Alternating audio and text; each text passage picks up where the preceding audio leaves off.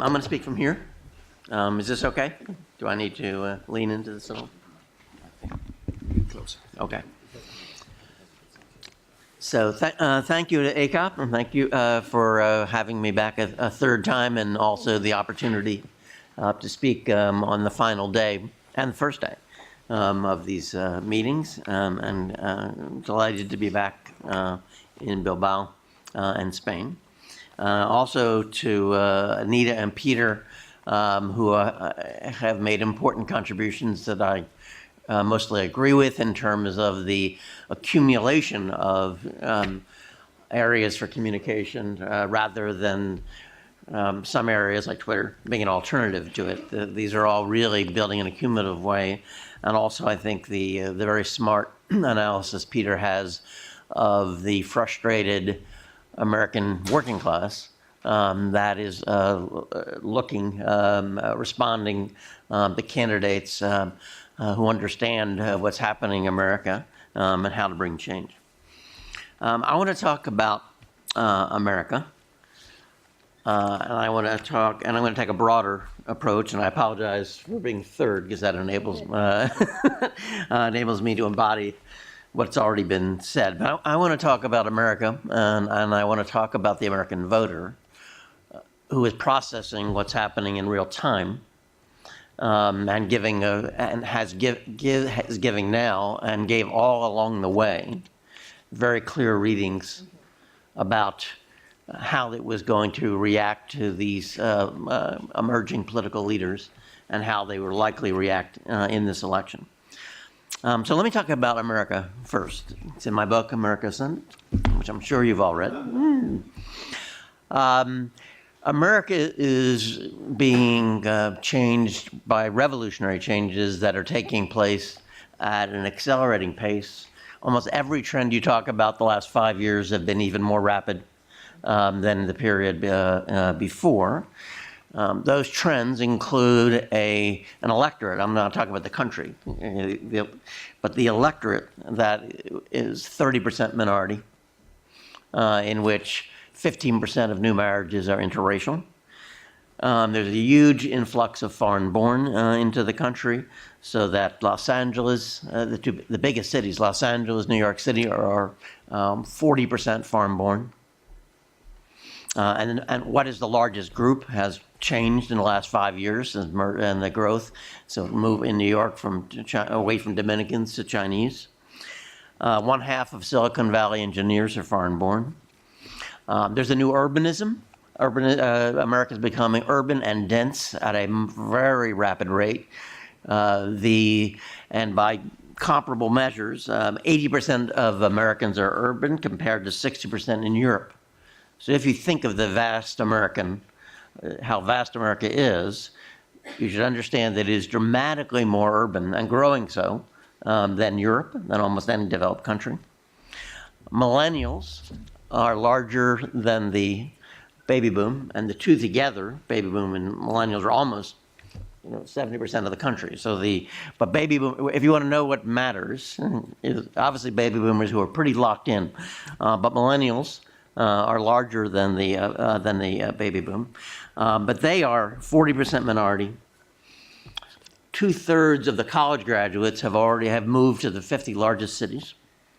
Half do not have a driver's license. If you think of America, your traditional understanding of America, it is not the America that you are thinking of. Less than half are married, and America is this growing pluralism of family types, with single households being very large. Unmarried women, single women, will be 1/4 of the electorate.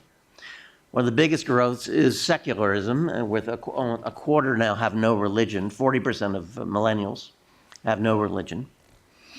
And the Republican Party is building its base with the oldest, most rural, white, working class parts of the country. That's where it's built its base, as it's tried to fight those trends. And it has to do with what are the values. I just want to read just one description. You have to believe me, this is true, but there's a chapter of the book which has data on it, because if you think Trump is going to be president, I want to read what the predominant opinion is in the country. So if you look at the dominant, coalition, which is so a big majority of America can be characterized in this way. Okay, these revolutions have produced a furious counter-revolution and battle for American values, though it's a counter-revolution that cannot prevail. Among the ascendant groups and in the regions where they dominate, culturally, people are more likely to value equality, equal rights, fairness. They're empathetic, worry more about harm than vulnerable. They want to see compassion for those in need.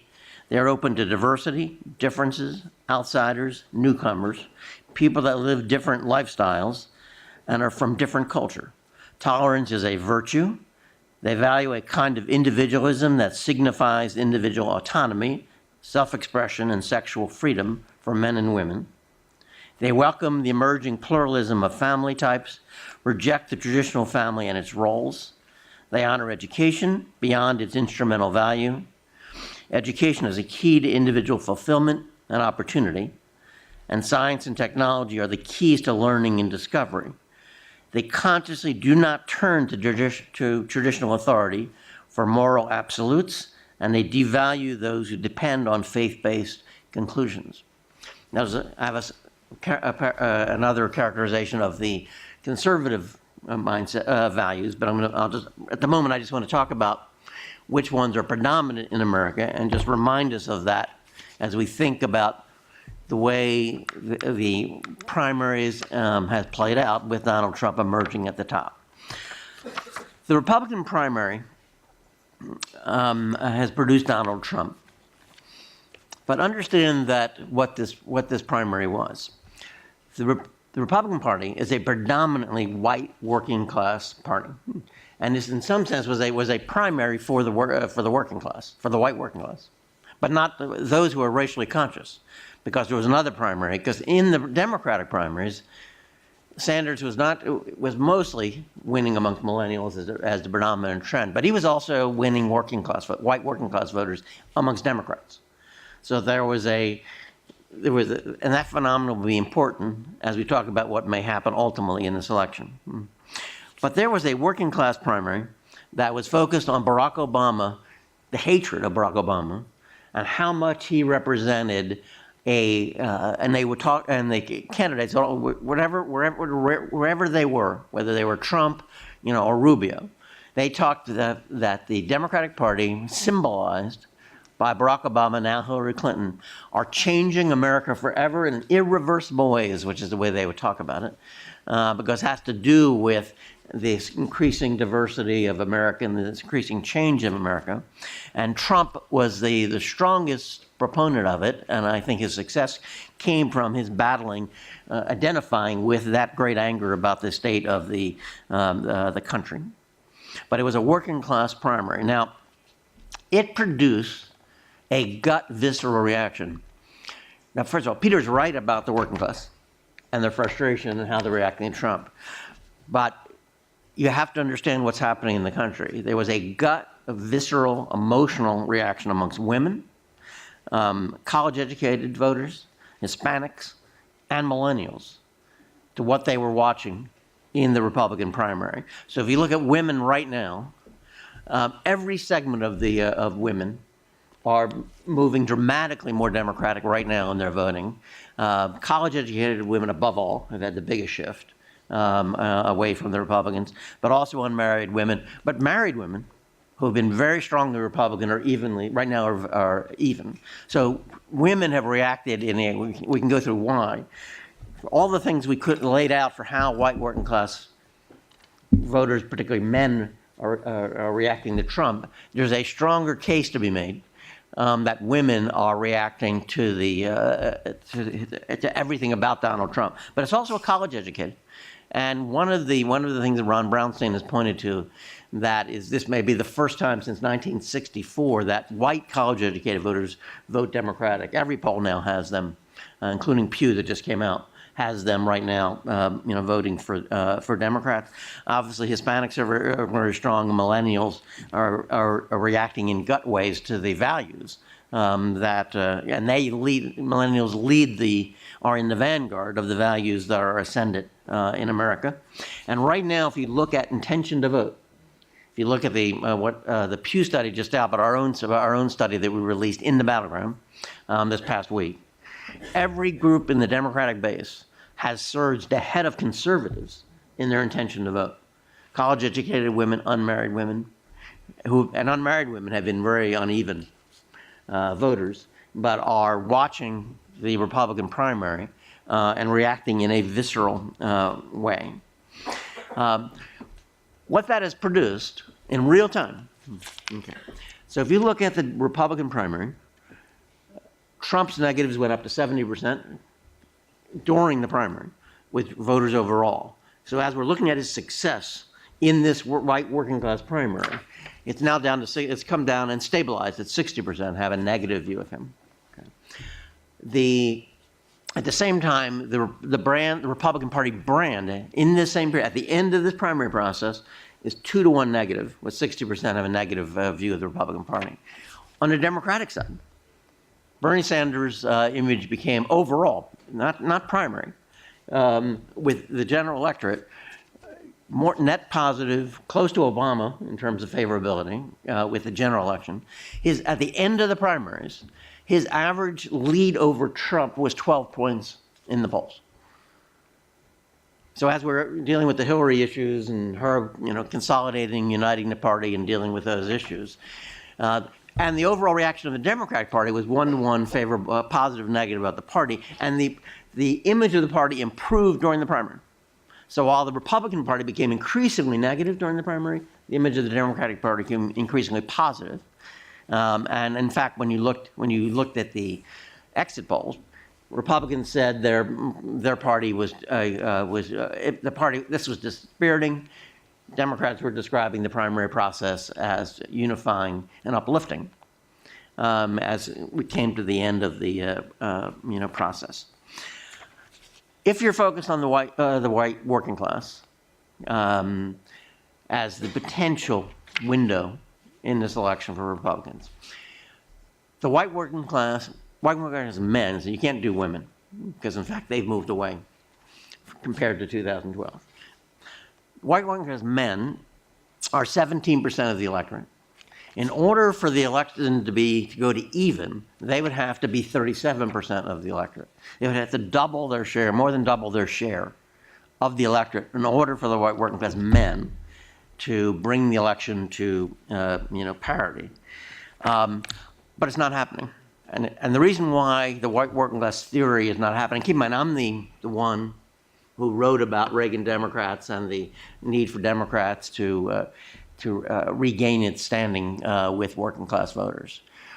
In the Rust Belt right now, we just finished polls, large samples, across the battleground. Hillary has an 8-point lead across the battleground states.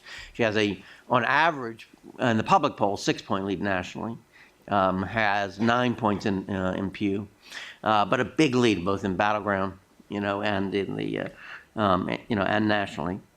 But if you look at the Rust Belt, the reason why Trump is running weaker than Romney, which is where you thought he'd be able to, 60% of the working class are women.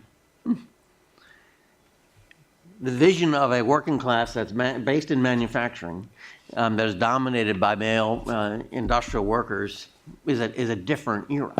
The working class is in service industries where women dominate with less pay, and Donald Trump is driving them away on a whole range of issues, and therefore he's not making gains in the Rust Belt.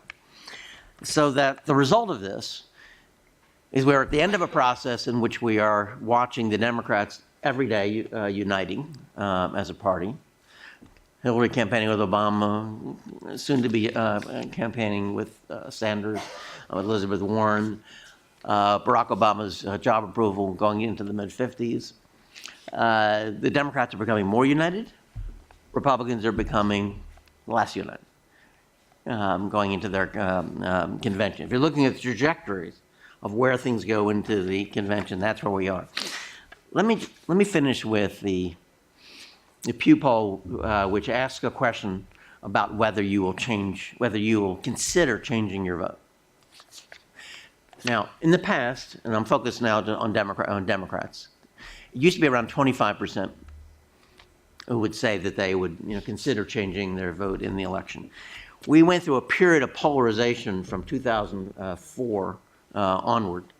Karl Rove, led the polarization of America under Bush, trying to drive up the religious vote. But we had increasing polarization from 2004 on. And for the next three elections, 15%, used to be 25, 15% said they would consider changing their votes.